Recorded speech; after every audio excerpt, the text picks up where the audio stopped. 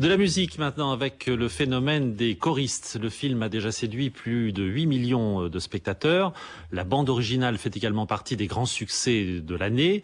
Aujourd'hui, le jeune Jean-Baptiste Monnier, l'un des héros du film, et les petits chanteurs de Saint-Marc sont très sollicités.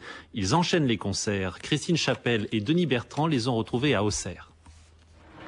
C'est une colonie de vacances un peu particulière, même si en apparence, ces enfants sont comme tous les enfants du monde. On va aller déjeuner, si vous voulez bien nous suivre, s'il vous plaît. Merci. Seulement, ces enfants sont aujourd'hui les plus gros vendeurs de disques de France. Et leur soliste Jean-Baptiste Monnier est devenu une star. Ça fait bizarre, puisque quand on voit des petites filles ou des grandes qui viennent me demander des autographes, au départ c'était assez bizarre. Mais maintenant, je me suis habituée.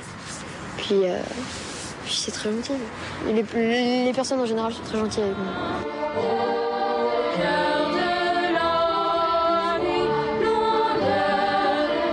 La chorale des petits chanteurs de Saint-Marc était déjà réputée avant le film Les choristes. Les enfants étaient donc habitués à partir en tournée.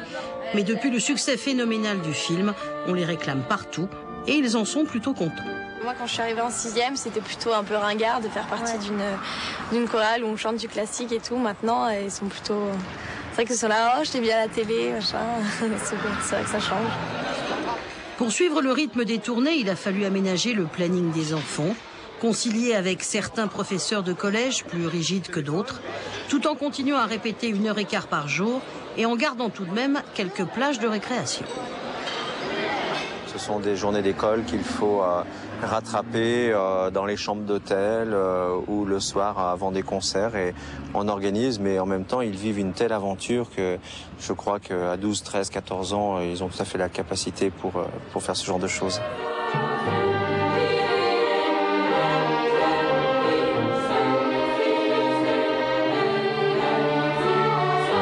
Pour expliquer le succès phénoménal des choristes, on peut évoquer la superbe musique de Bruno Coulet, le talent de Gérard Jugnot, les voix sublimes des petits chanteurs ou simplement la nostalgie de l'école d'antan.